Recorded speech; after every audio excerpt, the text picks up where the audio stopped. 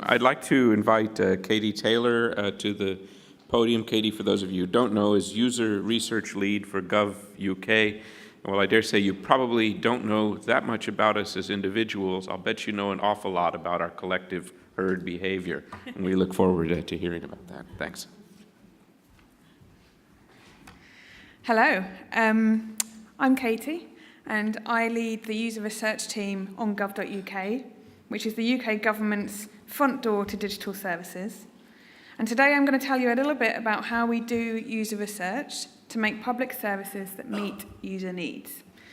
So earlier today we heard Vice President Ansip talk about digital solutions that must be comfortable for users and adapt and really able to use them, for them to adapt and really use them. So I'm going to give a little glimpse in how we think we should do that at gov.uk, how we do research in the field, in people's homes and in people's offices, and how we do research by bringing people to our in-house lab, and then most importantly, how this research enables us to make services that really meet users' needs. So let me see if I can see. Yeah. So at the UK Government's Digital Service, we developed public services with the users at the heart. That means we start with user needs, and we start at the beginning.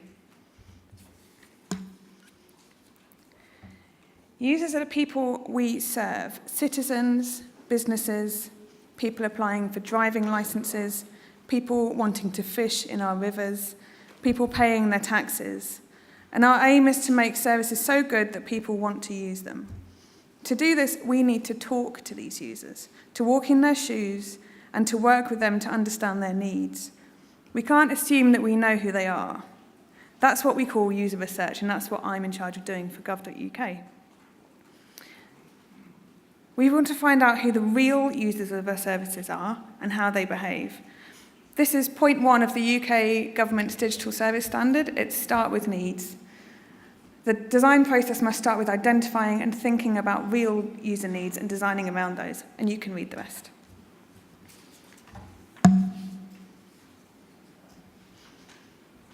At the beginning of a project, user research involves going out and speaking to people in their homes or in their offices. This is a photo of the product lead on gov.uk last year, James, going to someone's house, talking to them about how they're using gov.uk. They're there doing an exercise. He's the one in the back. This type of research is about discovering people, not projects. It's about understanding what people are trying to do with the state and how they're trying to do it. We want to find out what people are doing to solve their problem now, understand what needs they have, and to understand how we can best help them meet those needs, and then work out what the project should be. After we've decided what we're going to build, we start building, we start making prototypes, and we start bringing people quite often into our user research studio that we have at GDS, the Government Digital Service.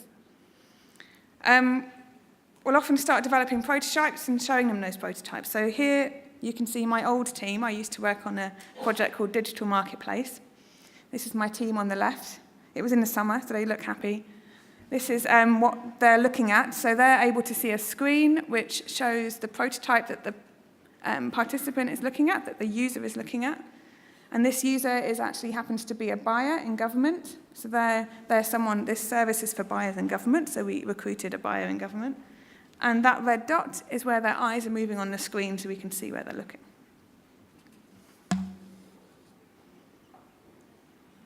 During the alpha and building phases then, we can use user research to test assumptions we have made about our service and how people are using it. And now I'll just talk you through a very, very short and simple case study of how we've used it together with data analytics and user research to improve a service. The example I've chosen is Carer's Allowance. It's a case study actually that's on our blog, so if you've read our blog, you'll know about it. But I thought it's a really good and simple one to show what we've done. Now, Carer's Allowance is a benefit that's paid to people who look after someone with substantial caring needs. That might be a partner, a wife, a husband, a relative, a son or a daughter. It was one of the example projects that was run by GDS, the Government Digital Service, in departments. And Ben Holliday was the user researcher on this project.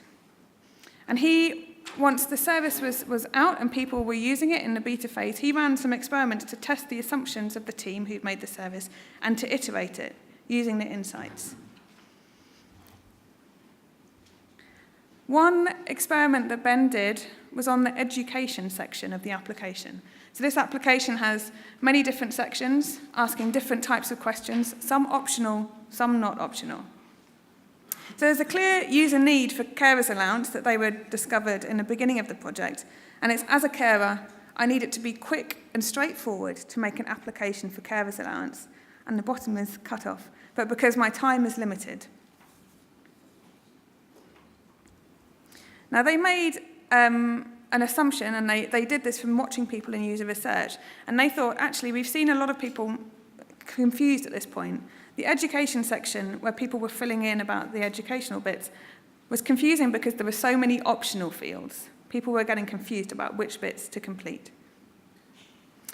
They weren't sure which information was really required, and they spent a lot of time on this part of the application. Now, the team didn't think it was enough of an issue to make people drop out. They weren't seeing lots of people quit at this time. But for users who needed to fill in this part, they believed that optional fields were adding unnecessary time and worry to their application. So when they took a revised version in the lab with a single page without optional fields, most people were able to fill it in. So they used user research for that first part. They grouped questions and removed optional questions. And they said they conducted an experiment. And they said, we believe grouping the educational questions more coherently, removing optional ones will make the section clearer, and we'll know if it's true if the average completion times decrease for applications that include that section. So they conducted an experiment. They put it live on the application form.